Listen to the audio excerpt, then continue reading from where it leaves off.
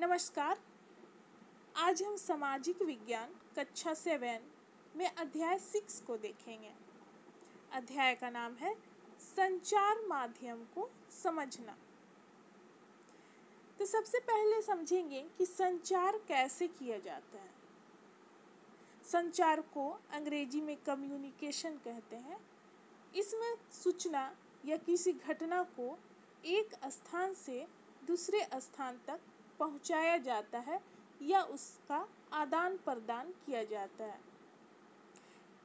इस माध्यम में अनेक चीज़ें आ जाएंगे, जैसे टीवी, रेडियो, अखबार, टेलीविज़न, मोबाइल फ़ोन आदि चीज़ों को हम देख सकते हैं। संचार को मास मीडिया के नाम से भी जाना जाता है। मीडिया अंग्रेजी के मीडियम शब्द का बहुवचन है। इसका तात्पर्य उन तरीकों से है जिसके द्वारा हम समाज में विचारों का आदान प्रदान करते हैं। मीडियम का अर्थ है माध्यम, क्योंकि मीडिया का संदर्भ संचार माध्यम से है, इसलिए हर चीज़ जैसे फ़ोन पर बात करने से लेकर टीवी पर समाचार देखना को मीडिया कहा जा सकता है। टीवी, रेडियो और अखबार संचार माध्यम का ऐसा रूप है जिसकी पहुंच लाखों लोगों तक है। देश और विदेश के जन समूह भी इसे आसानी से ग्रहण करते हैं, इसलिए इन्हें जनसंचार माध्यम या मास मीडिया कहा जाता है। तो इस प्रकार हम देखते हैं कि संचार माध्यम में TV, radio, telephone, mobile phone आदि चीज़ें आ जाती हैं, जिसके माध्यम से व्यक्ति घर बैठे किसी भी व्यक्ति से आसानी से संपर्क स्थापित कर सकता है। और अगर सरकार लोगों के साथ अन्याय करती है तो लोग इसका विरोध भी कर सकते हैं। लोगों तक इसकी जानकारी संचार माध्यम से ही पहुंचती है। एग्जाम्पल जैसे देख लीजिए, रेडियो, टीवी आदि चीज़ों में हम देखते हैं कि हमारे लिए क्या योजनाएं बना रही है, सरकार हमारे लिए क्या काम कर रही है। अगर जनता के साथ अन्याय होता है तो लोग उसका विरोध करते हैं। तो इस प्रकार हम यहाँ पर देखें कि संचार माध्यम में ये सभी चीज़ आ जाएंगे, जिसके माध्यम से हम सूचनाओं को आदान प्रदान या ग्रहण करते हैं। अब देखते हैं संचार माध्यम और तकनीक। तकनीक के माध्यम से ही संचार माध्यम में सुधार हुआ है और उसमें बढ़ोतरी देखने को भी मिली है। प्रारंभ में देखते थे कि समाचार पत्र आया, उसके बाद हमने देखा कि टेलीफोन आया, उसके बाद मोबाइल फ़ोन, और आज के समय में आज का युग बहुत आगे पहुंच चुका है।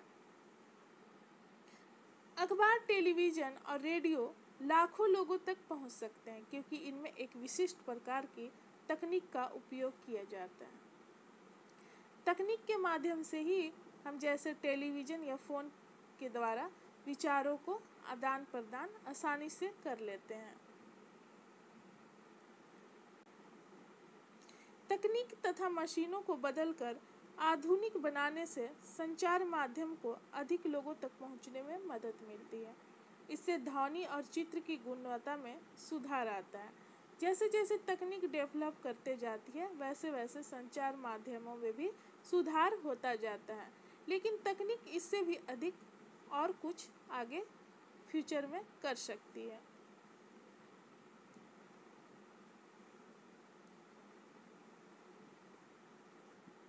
ये एक चित्र है जिसके नीचे लिखा हुआ है 1940 के दशक में इलेक्ट्रॉनिक टाइपराइटर के आ जाने से पत्रकारिता की दुनिया में एक बड़ा बदलाव आया। इसके बिना व्यक्ति का जीवन बहुत ही कठिन है।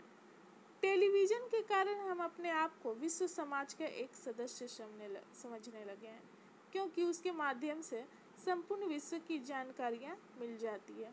टेलीविज़न में प्रदर्शित चित्र सैटेलाइट और केबल के विस्तृत जाल के माध्यम से अत्यंत सुदूर क्षेत्रों तक पहुंचाए जाते हैं। इसके कारण हम संचार के अन्य भागों के समाचार और मनोरंजक कार्यक्रम देख सकते हैं। हम जो टीवी पर कार्टून देखते हैं वे अधिकांशतः जापान या अमेरिका के होते हैं।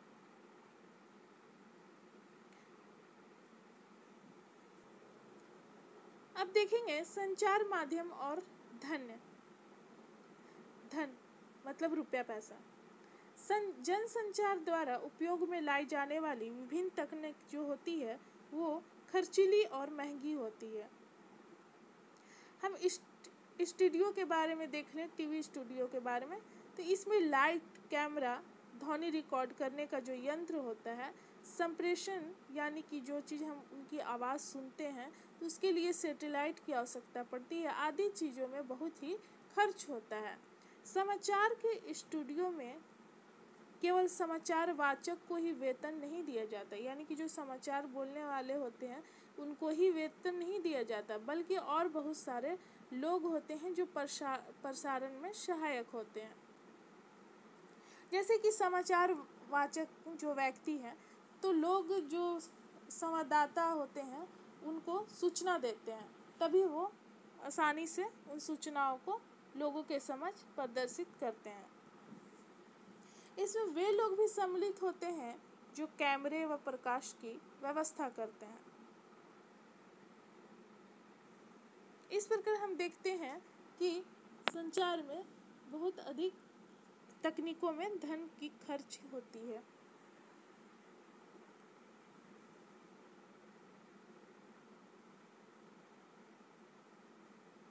जनसंचार माध्यम लगातार धन कमाने के विभिन्न तरीकों के बारे में सोचते रहता है।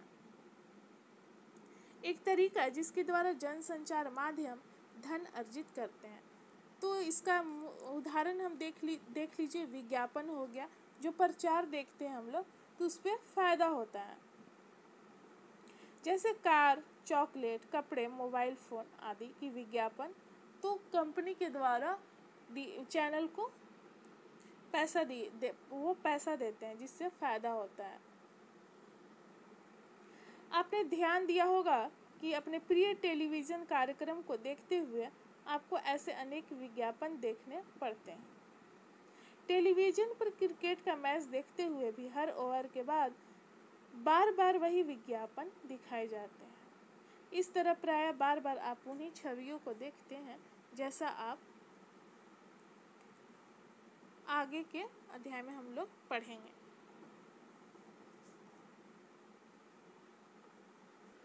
इस प्रकार हम देखते हैं कि जो विज्ञापन आता है, या किसी सीरियल को हम देख रहे हैं या क्रिकेट देख रहे हैं या कुछ भी देख रहे हैं, तो जो विज्ञापन दिखाया जाता है तो वो विज्ञापन कंपनी उस चैनल को पैसा देते हैं। जैसे समाचार दिखाया जा रहा है, उसके बाद अगर विज्ञापन दिखाया जा रहा है तो विज्ञापन कंपनी भी समाचार कंपनी जो होते हैं उसको पैसे देते हैं। संचार माध्यम और लोकतंत्र। लोकतंत्र में हम देखते हैं कि जनता का शासन होता है। जनता सरकार चुनती है और सरकार का मुख्य उद्देश्य जनता के हितों में काम करना होता है। अगर सरकार जनता के हित के लिए कार्य नहीं कर पा रही है और जनता के साथ अन्याय या शोषण कर रही है, तो जनता संचार माध्यम के सहारे से उसका विरोध कर सकते हैं। और सरकार के द्वारा किसी भी बनाई गई योजना की जानकारी जनसंचार माध्यम से ही मिलती है। लोकतंत्र में देश और संसार के बारे में समाचार देने और उनमें होने वाली घटनाओं पर चर्चा करने में संचार माध्यम की भूमिका महत्वपूर्ण होती है, क्योंकि उसी के माध्यम से व्यक्ति या नागरिक को पता चल सकता है। उदाहरण, संचार माध्यम से नागरिक जान सकते हैं कि सरकार किस प्रकार काम कर रही है। यदि लोग चाहे तो इन समाचार के आधार पर कार्रवाई भी कर सकते हैं। अगर उन्हें लगता है कि सरकार उनके साथ अन्याय कर रही है, तो ऐसी स्थिति में वो कार्रवाई भी कर सकते हैं। ऐसा भी संबंधित मंत्री को पत्र लिखकर सार्वजनिक विरोध आयोजित करके हस्ताक्षर अभियान आदि चलाकर सरकार से पुनः उसके कार्यक्रम पर विचार करने के लिए आग्रह कर सकते हैं। जानकारी देने के संबंध में संचार माध्यम की महत्वपूर्ण भूमिका होती है, क्योंकि संपूर्ण जितनी भी जानकारियाँ होती हैं संचार माध्यम से ही व्यक्ति या नागरिक को पता चलता है। जैसे संचार माध्यम में हम टीवी के माध्यम से, रेडियो के माध्यम से समाचार को सुनते हैं और जानकारियाँ प्राप्त होती है कि सरकार क्या कर रही है और उसे क्या करना चाहिए।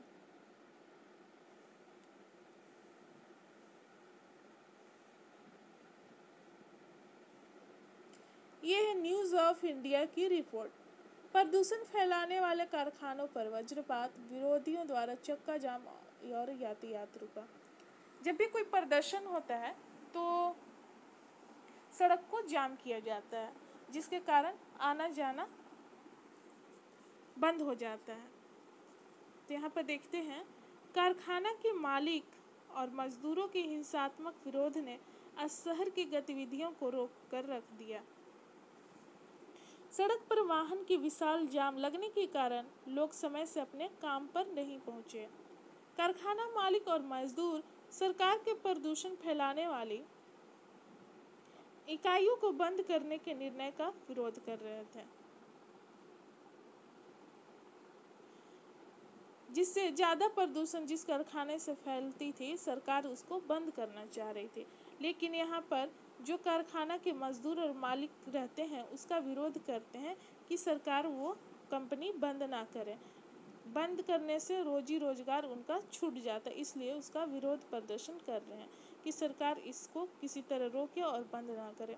यद्यपि सरकार ने यह निर्णय कुछ जल्दबाजी में ले लिया है, परंतु विरोधियों को काफी समय से यह पता था कि उनकी इकाइयां गैर कानूनी हैं। इन इकाइयों के बंद होने से शहर में प्रदूषण का स्तर काफी कम हो जाएगा। उन्हें ये सब जानकारियां थी, लेकिन अपनी रोजी रोटी के चलते उसका विरोध कर रहे थे कि वो बेरोजगार, अगर कंपनी बंद हो जाएगी तो वो बेरोजगार हो जाएंगे। शहर के गणमान्य नागरिक श्री जैन ने कहा कि हमारा शहर भारत के नए व्यावसायिक केंद्र के रूप में स्थापित होता जा रहा है। इसके साथ साथ यह भी आवश्यक है कि शहर साफ और हरा भरा रहे। प्रदूषण फैलाने वाले कारखानों को हटाया जाना चाहिए। विरोध करने के स्थान पर कारखानों के मालिक और कामगारों को पुनर्स्थापन का प्रस्ताव स्वीकार करना चाहिए।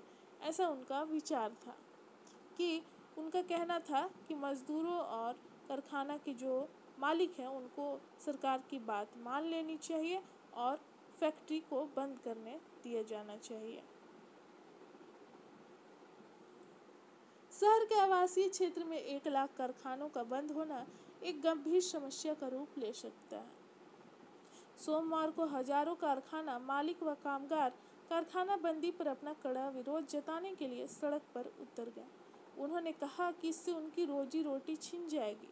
उनका कहना है कि गलती नगर निगम की है, क्योंकि वह आवासीय क्षेत्र में लगातार नए कारखाने लगाने का वो लाइसेंस दे देता है। उन्होंने यह भी कहा कि उनके पुनर्स्थापन के लिए पर्याप्त प्रयत्न नहीं किए गए। कारखानों के मालिक व मजदूरों ने कारखाना बंद करवाने के विरोध में शहर में 1 दिन का बंद रखा था, हड़ताल पे थे।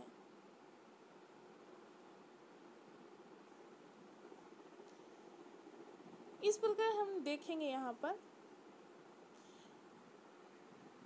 इनमें से केवल एक समाचार पत्र पढ़ेंगे तो विषय का एक ही पक्ष जान पाएंगे। यदि आपने न्यूज़ ऑफ इंडिया पढ़ा हो तो आपको विरोधियों की बातें व्यर्थ उत्पाद लगेगी।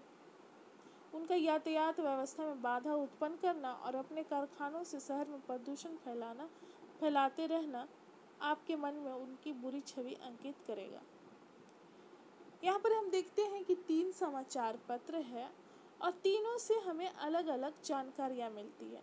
यहाँ पर देखिए, दूसरी ओर यदि आपने यानी कि दूसरा अखबार इंडिया डेली पढ़ा हो तो आप जानते हैं कि कारखाना बंद होने पर बहुत से लोग अपनी रोजी रोटी खो देंगे। इन दोनों में से एक भी विवरण संतुलित नहीं है। ये दोनों अखबार से अलग अलग विचार मिलेंगे आपको। संतुलित रिपोर्ट वह होती है जिसमें किसी भी विषय पर हर दृष्टिकोण से चर्चा की जाती है, लेकिन यहाँ पर तो एक ही पक्ष देखने को मिल रहा है। फिर पाठकों को स्वयं अपने राय बनाने के लिए स्वतंत्र छोड़ दिया जाता है। कोई भी अखबार वाला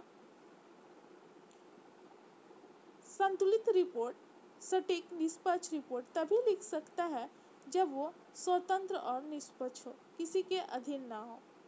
स्वतंत्र संचार माध्यम से तात्पर्य यह है कि उनके द्वारा दिए जाने वाले समाचार कोई भी नियंत्रित और प्रभावित ना हो, किसी के दबाव में मीडिया ना हो।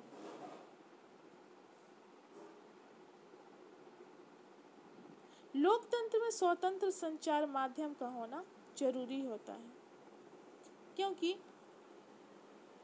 लोकतंत्र में जनता को अधिकार मिला होता है कि वो सरकार का विरोध कर सकती है, और ऐसा जनता तभी कर सकती है जब उसने पूर्ण और निष्पक्ष रूप से सरकार के बारे में कार्यों की जानकारी मिले।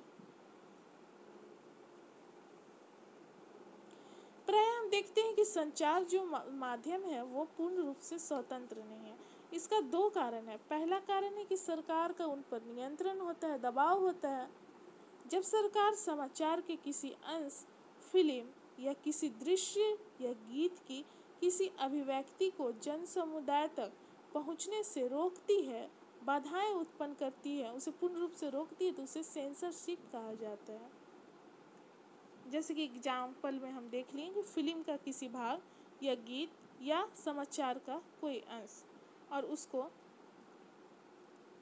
सरकार जन समुदाय तक पहुंचने से, लोगों तक पहुंचने से रोकती है, तो उसको हम सेंसरशिप कहते हैं। भारत के इतिहास में ऐसा समय भी कब आया था? 1975 से 77 तक, उस समय आपातकाल का समय था। आइए देखते हैं टीवी हमारे साथ क्या करता है और हम टीवी के साथ क्या करते हैं।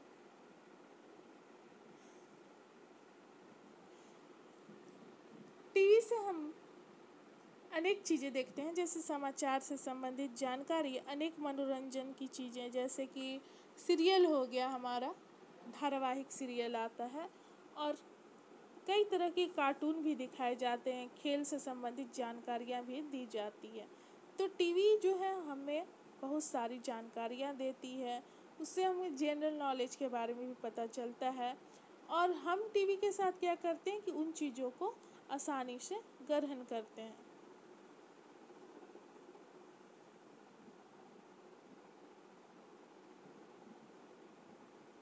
यहाँ पर देखेंगे समाचार संतुलित विवरण देने में असफल रहती है। इसका क्या कारण हो सकता है? क्यों असफल रहती है? तो संचार माध्यम के विषय में शोध करने वाले लोगों का कहना है, कुछ लोगों ने इस पे रिसर्च किया, उनका कहना है कि ऐसा इसलिए है क्योंकि संचार माध्यम पर व्यापारिक नियंत्रण होता है। कई बार किसी विवरण के एक पक्ष पर ही ध्यान केंद्रित करना इनके हित में होता है। संचार माध्यम द्वारा निरंतर धन की आवश्यकता और उसके लिए विज्ञापन पर निर्भरता के कारण भी उन लोगों के विरोध में लिखना कठिन हो जाता है। यहाँ पर अनेक कारण हो गया। धन, उनको पैसा मिलता है समाचार वाले को, और यहाँ पर विज्ञापन से जो पैसा मिलता है, तो इस कारण उनको दबाव सहना यहाँ पर पड़ता है। इसलिए व्यापार से गहन जुड़ाव होने के कारण अब संचार माध्यम को स्वतंत्र नहीं समझा जाता है, क्योंकि वो पूर्ण रूप से निष्पक्ष तरीके से जानकारी नहीं देते किसी चीज का।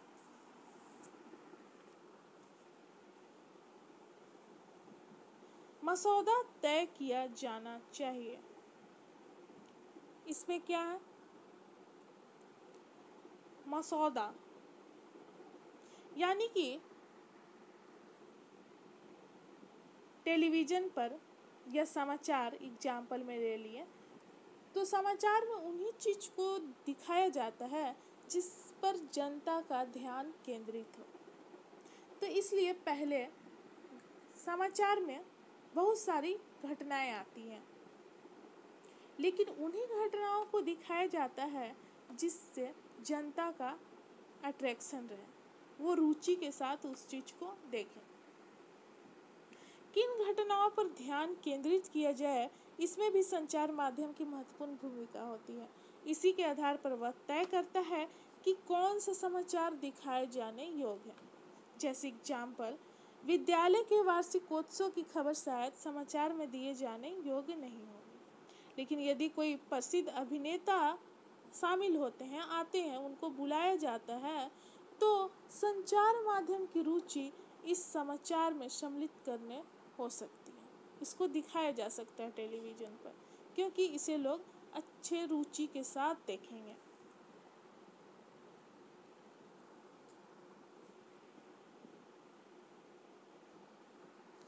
यहाँ पर देखते हैं जो कोला पेय पदार्थ है वो सेहत स्वास्थ्य के लिए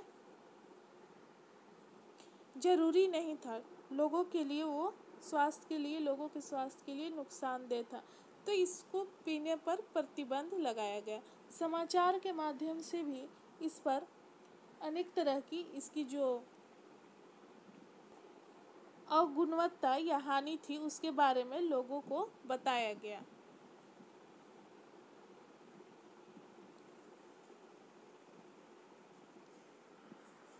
उन्होंने सरकार के दबाव के बावजूद इस चीज को बताने के लिए, पेय पदार्थ के बताने के लिए निडरता पूर्वक घोषणा की कि कोला पीना सुरक्षित नहीं है।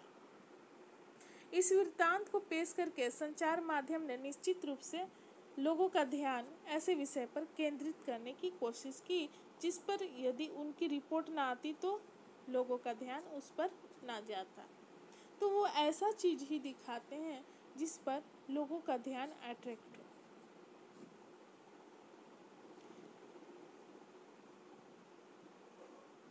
कई बार ऐसी घटनाएं आती हैं जब संचार माध्यम उन विषय पर ध्यान केंद्रित करने में असफल होते, उसको नहीं दिखाते हैं जो हमारे जीवन के लिए जरूरी होता है।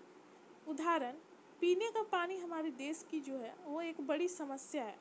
प्रतिवर्ष हजारों लोग कष्ट सहते हैं और मर भी जाते हैं क्योंकि उन्हें पीने के लिए अच्छी, सुरक्षित और स्वच्छ पानी नहीं मिल पाता।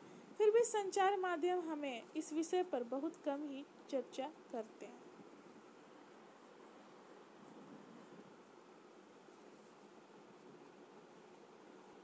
यहाँ पर देखते हैं स्थानीय संचार माध्यम। प्राय संचार माध्यम उन छोटे छोटे मुद्दों में रुचि नहीं लेते हैं जिनका संबंध साधारण लोगों से और लोगों के जीवन से होता है। इसलिए कई स्थानीय समूह खुद ही अपना संचार माध्यम प्रारंभ करने के लिए आगे आते हैं।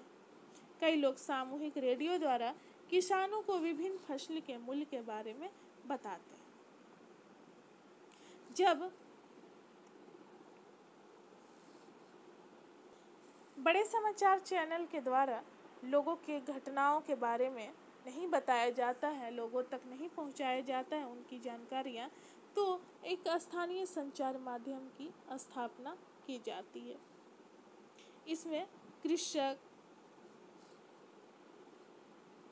दुकानदार, पंचायत के सदस्य, शिक्षक, महिलाएं आदि शामिल होते हैं। कुछ अन्य लोग काफ़ी सस्ते और आसानी से मिल जाने वाले वीडियो कैमरे इस्तेमाल करके विभिन्न निर्धन समाज के वास्तविक जीवन की स्थितियों पर फिल्म बनाते हैं। सस्ते कैमरे के माध्यम का यूज करके ये लोगों को समझ, घटनाओं को, जो भी घटनाएं होती हैं लोगों के समझ दिखाते हैं। और कभी कभी तो इन गरीब लोगों को ही फिल्म बनाने के लिए कैमरे और तकनीकी ज्ञान का प्रशिक्षण भी दिया जाता है। यहाँ पर एग्जाम्पल देख लीजिए। ये खबर लहरिया नामक एक समाचार पत्र का है जो उत्तर प्रदेश के चित्रकूट जिले की 8 दलित महिलाओं द्वारा हर 15 दिन में प्रकाशित किया जाता है। स्थानीय बुंदेली भाषा में लिखित इस 8 पृष्ठ के समाचार पत्र में दलितों से संबंधित विषय, स्त्रियों के प्रति हिंसा और राजनीतिक भ्रष्टाचार से संबंधित जानकारियां दी जाती है। इस समाचार पत्र के पाठक थे किसान, दुकानदार, पंचायत के सदस्य, स्कूल के शिक्षक, महिलाएं और जिन्होंने कि हाल में ही पढ़ना लिखना शुरू किया था, उन्होंने सीखा था पूर्ण रूप से पढ़ना लिखना।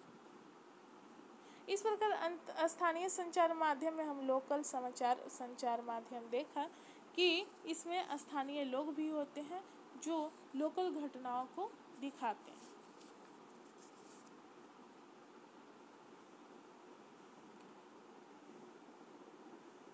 प्रजातंत्र के नागरिक के रूप में हमारे जीवन में जो संचार माध्यम है, रेडियो, टीवी, फ़ोन आदि चीज़ें जो हैं वो महत्वपूर्ण भूमिका निभाते हैं, क्योंकि संचार माध्यम के द्वारा ही हम सरकार के कामों से संबंधित विषय के बारे में जानकारी ग्रहण करते हैं। जो संचार के माध्यम कंप्यूटर, टीवी, इसके माध्यम से समाचार के माध्यम जो दिखाए जाते हैं उनके माध्यम से हम जानकारियाँ ग्रहण करते हैं।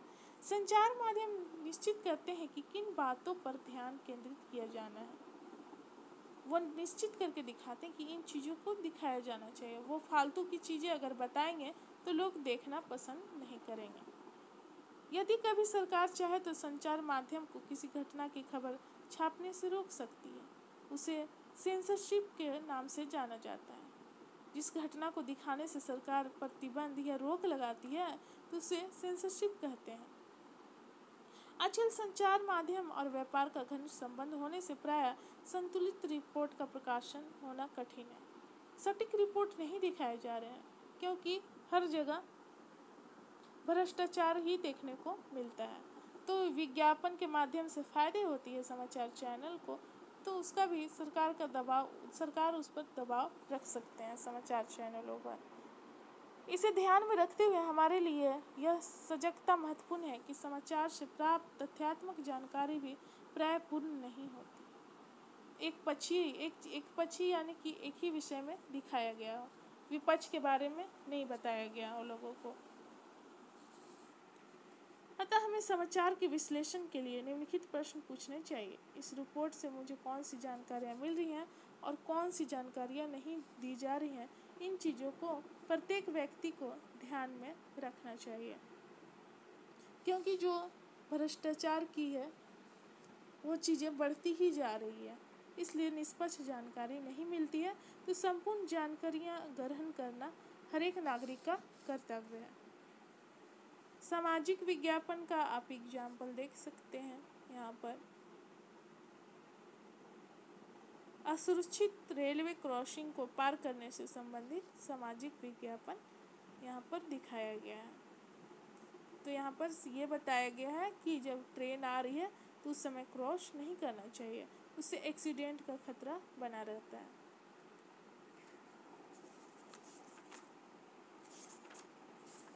इस प्रकार आज का अध्याय था संचार माध्यम को समझना। तो संचार में हमने देखा कि सूचनाओं के आदान प्रदान के माध्यम से विभिन्न घटनाओं और क्या दुनिया में हो रही है उन चीज़ों के बारे में बताया जाता है। तो संचार माध्यम के आधार पर ही पूरा जो विश्व है एक गांव बना हुआ है। किसी भी घटना को हम आसानी से देख सकते हैं, किसी भी जानकारी को हम आसानी से प्राप्त कर सकते हैं। तो इसमें टीवी, अखबार, इंटरनेट, कंप्यूटर, रेडियो, टेलीफोन आदि महत्वपूर्ण भूमिका निभाते हैं। इसे मीडिया के नाम से भी जाना जाता है। तो यहाँ पर हमारा समाप्त होता है। मिलते हैं अगले वीडियो में। धन्यवाद।